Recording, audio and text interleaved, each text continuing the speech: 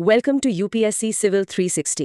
Today we are going to discuss Polity from the Udan magazine of PW Only IAS. इस video का notes के लिए हमारा Telegram channel join करें, link description में है. So let's dive deep into the topic. आज हम इंडियन कॉन्स्टिट्यूशन के एवोल्यूशन की पड़ताल करेंगे. भारतीय संविधान की जड़ें ईस्ट इंडिया कंपनी और ब्रिटिश गवर्नमेंट के एक्ट्स और पॉलिसीज में है. यह 26 जनवरी 1950 को लागू हुआ, जिससे भारत एक डोमिनियन से एक सॉवरेन डेमोक्रेटिक रिपब्लिक बना. Doctor B.R. Ambedkar drafting committee के चेयरमैन के रूप में एक पिवटल रोल में थे. और ये ड्राफ्टिंग प्रोसेस 1946 से 1949 तक कॉन्स्टिट्यूएंट असेंबली में चला, जिसमें बहुत एक्सटेंसिव डिस्कशंस हुए. इसके एवोल्यूशन को हम दो की पीरियड्स में समझ सकते हैं.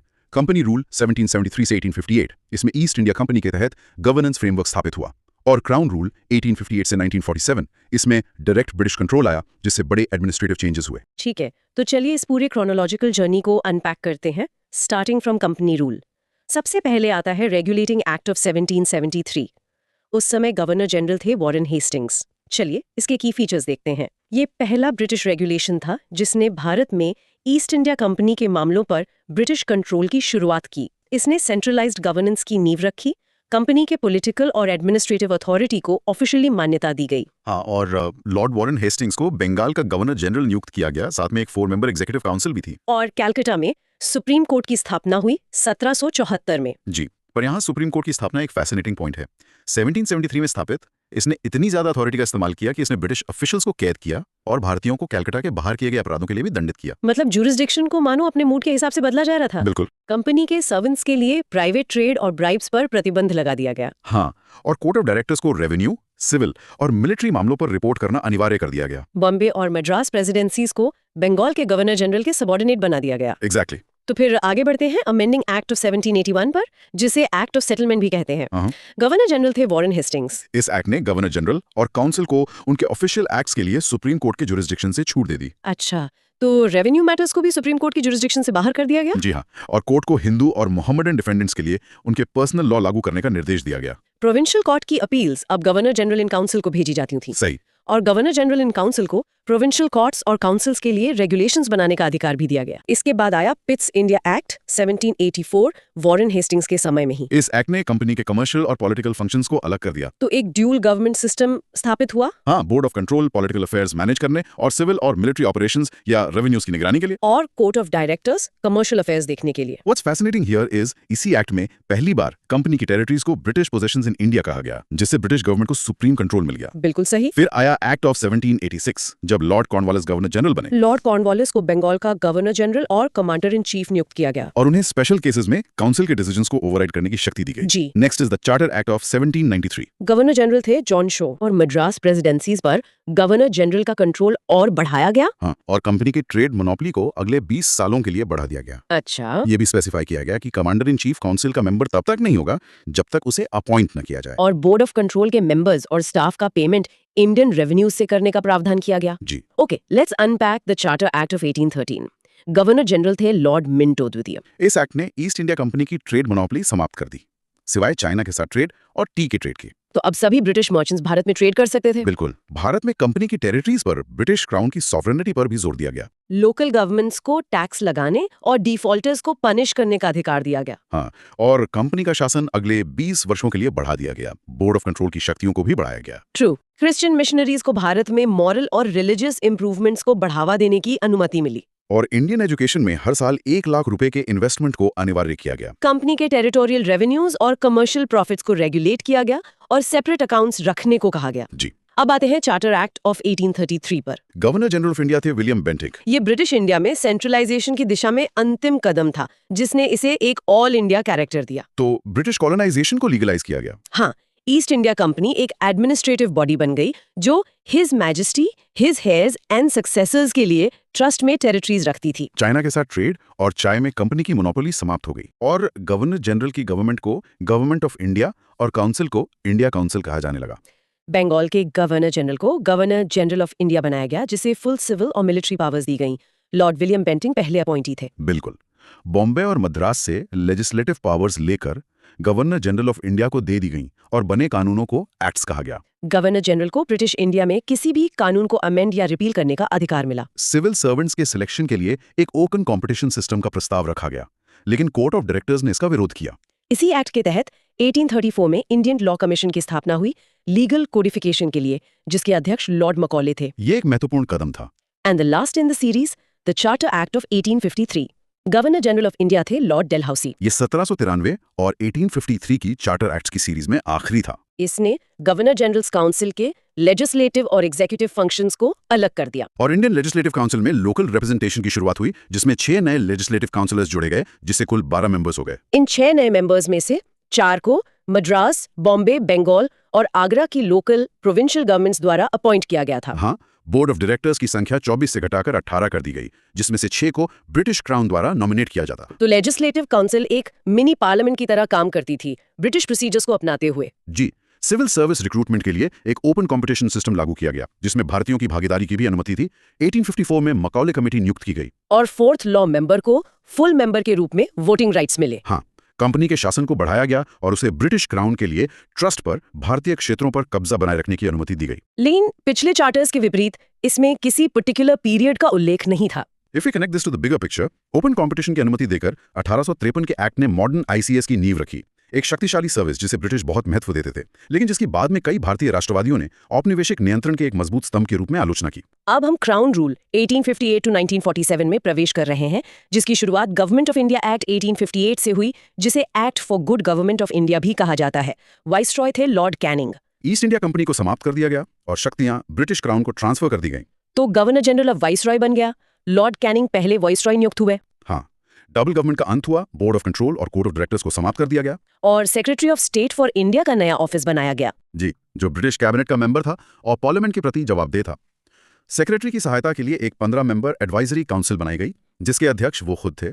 Secretary of state in council को एक कॉर्पोरेट बॉडी बनाया गया, जो भारत और इंग्लैंड में मुकदमा कर सकती थी और उस पर मुकदमा किया जा सकता था। Correct. Next, the Indian councils act 1861। Viceroy थे लॉर्ड कैनिंग। वाइसरॉय अब अपनी काउंसिल में भारतीयों को नॉन ऑफिशियल मेंबर्स के रूप में नॉमिनेट कर सकते थे।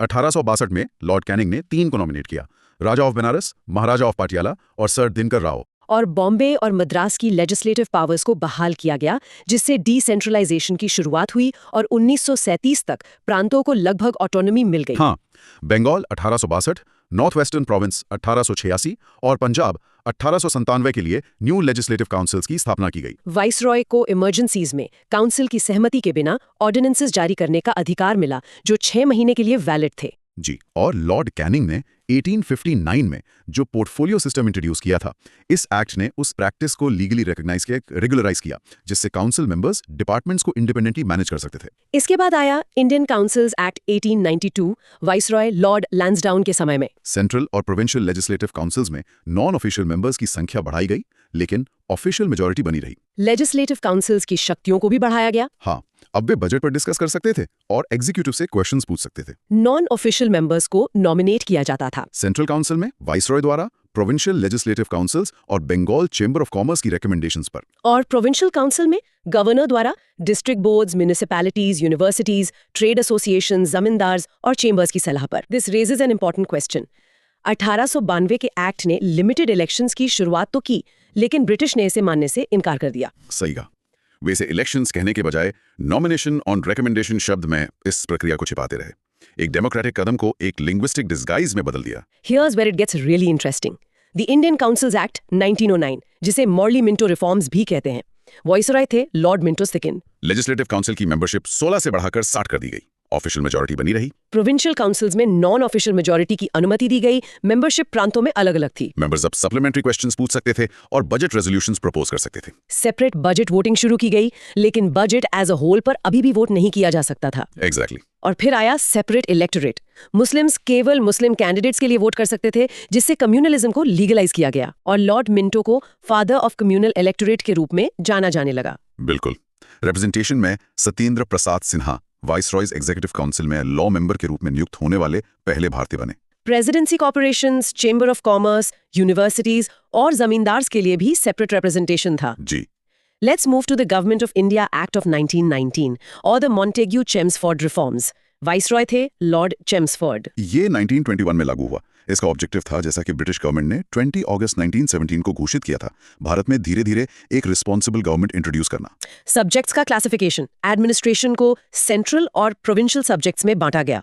डिवोल्यूशन रूल्स के तहत, जिससे सेंटर से प्रोविंसेस को अथॉरिटी डेलीगेट की जा सके। हाँ, और फिर आई डायआर्की। प्रोविंशियल सब्जेक्ट्स में एक ड्यूअल गवर्नेंस स्कीम शुरू की गई। Reserved subjects. गवर्नर जनरल और उनकी एग्जीक्यूटिव काउंसिल द्वारा शासित, जो लेजिस्लेटिव काउंसिल के प्रति जवाबदेह नहीं थे।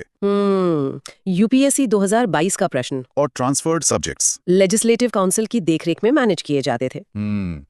यूपीएससी 2022 का प्रश्न। Legislative structure. Indian legislative council को एक बाइकैमरल लेजिस्लेचर से रिप्लेस किया गया। Upper house council of state और लोअर हाउस लेजिस्लेटिव असेंबली, जिसमें मेजॉरिटी सीधे इलेक्टेड थी। Indian representation. Viceroys executive council में 3 भारतीय मेंबर्स शामिल किए गए, कमांडर इन चीफ को छोड़कर। Electoral reforms. 6 Indian Christians, Anglo Europeans और यूरोपियंस के लिए सेपरेट इलेक्टोरेट्स को एक्सटेंड किया गया। फ्रेंचाइज, प्रॉपर्टी, टैक्स और एजुकेशनल क्राइटेरिया तक सीमित था। Financial autonomy. प्रोविंशियल बजट को सेंट्रल बजट से अलग किया गया, जिससे प्रांतों को अपने बजट बनाने की अनुमति मिली। High commissioner for India. London में ये पद स्थापित किया गया। Secretary of state for India के कुछ फंक्शंस इसे ट्रांसफर किए गए। Civil service recruitment. इसने एक पब्लिक सर्विस कमीशन की स्थापना का प्रावधान किया और इस प्रकार 1926 में एक सेंट्रल पब्लिक सर्विस कमीशन बनाया गया। Chamber of princess. इसने चेंबर ऑफ प्रिंसेस नरेंद्र मंडल की स्थापना का प्रस्ताव रखा, जो 1921 में 120 मेंबर्स, प्रिंसेस और रिप्रेजेंटेटिव्स के साथ बना, ताकि शेयर्ड इंटरेस्ट पर डिस्कशन को बढ़ावा दिया जा सके। Future review.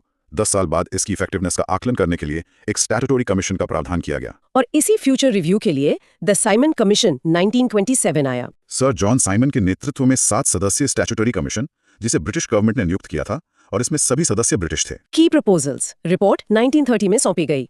क्या थे? डायआर्की को समाप्त करना, प्रांतों में रिस्पॉन्सिबल गवर्नमेंट का विस्तार, ब्रिटिश इंडिया और प्रिंसली स्टेट्स का एक फेडरेशन बनाना और कम्युनल इलेक्टोरेट को बनाए रखना। साइमन कमीशन के बाद कम्युनल अवार्ड 1932 आया। प्राइम मिनिस्टर रैमजे मैकडॉनल्ड द्वारा माइनॉरिटी रिप्रेजेंटेशन सुनिश्चित करने के लिए प्रस्तावित। Muslims, Sikhs, Indian Christians, Anglo Indians, Europeans के लिए सेपरेट इलेक्टोरेट्स थे और इसे डिप्रेस्ड क्लासेस, शेड्यूल्ड कास्ट्स तक बढ़ा दिया गया। गांधी जी ने डिप्रेस्ड क्लासेस के लिए सेपरेट इलेक्टोरेट्स का विरोध किया और यरावादा जेल में फास्ट पर बैठ गए। जिसके बाद पूना पैक्ट हुआ, कांग्रेस और डॉक्टर B.R. अम्बेडकर के बीच एक समझौता। इसमें हिंदू जॉइंट इलेक्टोरेट को बनाए रखा गया और डिप्रेस्ड क्लासेस के लिए सीट्स रिजर्व की गईं। ब्रिटिश गवर्नमेंट ने पूना पैक्ट को स्वीकार कर लिया, जिससे डिप्रेस्ड क्लासेस के लिए सेपरेट इलेक्टोरेट समाप्त हो गए और इसके प्रोविजंस को गवर्नमेंट ऑफ इंडिया एक्ट 1935 में शामिल किया गया। Exactly. So what does this all mean? It leads us to the monumental Government of India Act 1935. Viceroy थे लॉर्ड विलिंगडन। ये भारत में एक रिस्पॉन्सिबल गवर्नमेंट की दिशा में एक महत्वपूर्ण कदम था, जिसमें 321 सेक्शंस और 10 स्केड्यूल्स थे। इसका उद्देश्य प्रोविंसेस और प्रिंसली स्टेट्स के साथ एक ऑल इंडिया फेडरेशन स्थापित करना था, लेकिन ये प्रिंसली स्टेट्स की गैर भागीदारी के कारण विफल रहा। यूपीएससी 2024 का प्रश्न। शक्तियों को 3 लिस्ट्स में विभाजित किया गया। फेडरल 59 आइटम्स, प्रोविंशियल 54 आइटम्स और concurrent 36 items. Residual powers viceroy को दी गई। यूपीएससी 2012 का प्रश्न। प्रोविंशियल ऑटोनॉमी इंट्रोड्यूस की गई और सेंटर में डायआर्ची लागू की गई। 1937 में ऑटोनोमस गवर्नमेंट्स बनी, लेकिन 1939 में सस्पेंड कर दी गई। 6 प्रांतों में बाइकैमरलिज्म की स्थापना की गई। बंगाल, बॉम्बे, मद्रास, बिहार, असम और the United provinces. Depressed classes, scheduled castes, women और लेबरर्स के लिए सेपरेट इलेक्टोरेट इंट्रोड्यूस किया गया। फ्रेंचाइज को 14% पॉपुलेशन तक बढ़ाया गया और रिजर्व बैंक ऑफ इंडिया बनाया गया। फेडरल और प्रोविंशियल पब्लिक सर्विस कमीशंस और 1947 में एक फेडरल कोर्ट की स्थापना की गई। बर्मा को भारत से अलग कर दिया गया और 2 नए प्रांत ओडिशा और सिंध बनाए गए। माइनॉरिटी इंटरेस्ट के लिए सेफगार्ड्स इंट्रोड्यूस किए गए और एक फेडरल रेलवे अथॉरिटी की स्थापना की गई। फाइनेंशियल ओवरसाइट के लिए एक ऑडिटर जनरल नियुक्त किया गया। और अंत में इंडियन इंडिपेंडेंस एक्ट 1947। वाइसरॉय थे लॉर्ड माउंटबैटन। पार्टीशन प्लान 3 जून 1947 को लॉर्ड माउंटबैटन द्वारा प्रस्तुत किया गया, कांग्रेस और मुस्लिम लीग द्वारा स्वीकार किया गया, जिससे 15 अगस्त 1947 को भारत को स्वतंत्रता मिली। Dominions established. 2 इंडिपेंडेंट डोमिनियंस बनाए गए, इंडिया और पाकिस्तान, जिनके पास ब्रिटिश कॉमनवेल्थ से बाहर निकलने का अधिकार था। Governance changes. वाइसरॉय का ऑफिस समाप्त कर दिया गया, प्रत्येक डोमिनियन के लिए एक गवर्नर जनरल इंट्रोड्यूस किया गया। और कॉन्स्टिट्यूएंट असेंबलीज को संविधान बनाने और इंडिपेंडेंस एक्ट सहित ब्रिटिश कानूनों को निरस्त करने का अधिकार दिया गया। हाँ, नई संविधान बनने तक असेंबलीज कानून बना सकती थी। 15 अगस्त के बाद के ब्रिटिश एक्ट्स के लिए डोमिनियन की मंजूरी आवश्यक थी। End of British control. Secretary of state for India की भूमिका समाप्त कर दी गई। प्रिंसली स्टेट्स पर ब्रिटिश पैरामाउंसी समाप्त हो गई, जिससे उन्हें ऑटोनॉमी मिली। Civil services, secretary of state द्वारा अपॉइंटमेंट और रिजर्वेशन समाप्त हो गया, लेकिन 1947 से पहले के अपॉइंटीज को उनके बेनिफिट्स मिलते रहे। लीडरशिप, लॉर्ड माउंटबैटन भारत के पहले गवर्नर जनरल बने। 1946 में बनी कॉन्स्टिट्यूएंट असेंबली भारत की पार्लियामेंट बन गई। जी। स्वतंत्रता के बाद भारत की पहली कैबिनेट बनी। चलिए एक नजर डालता है कि इसमें कौन-कौन शामिल थे और उनके पोर्टफोलियोज क्या थे। Jawaharlal Nehru, prime minister, external affairs and commonwealth relations, scientific research. Sardar Vallabh bhai Patel, home, information and broadcasting, states. Doctor Rajendra Prasad, food and agriculture. Maulana Abul Kalam Azad, education. Doctor John Mathai, railways and transport. R K. Shanmugham Chetty, finance. Doctor B R. Ambedkar, law. Jagjivan Ram, labour. Sardar Baldev Singh, defence. Rajkumari Amrit Kaur, health. C.H. Bhabha, commerce. Rafi Ahmed Kidwai, communications. Doctor Shyama Prasad Mukherjee, industries and supplies. और N V Gadgil, works, mines and power. तो हमने देखा कि कैसे 1773 के regulating act से लेकर 1947 के इंडिपेंडेंस एक्ट तक एक लंबी और जटिल विधायी यात्रा ने आधुनिक भारतीय राज्य की नींव रखी। हर एक्ट एक मील का पत्थर था, जिसने गवर्नेंस, रिप्रेजेंटेशन और राइट्स की अवधारणा को धीरे धीरे आकार दिया। बिल्कुल।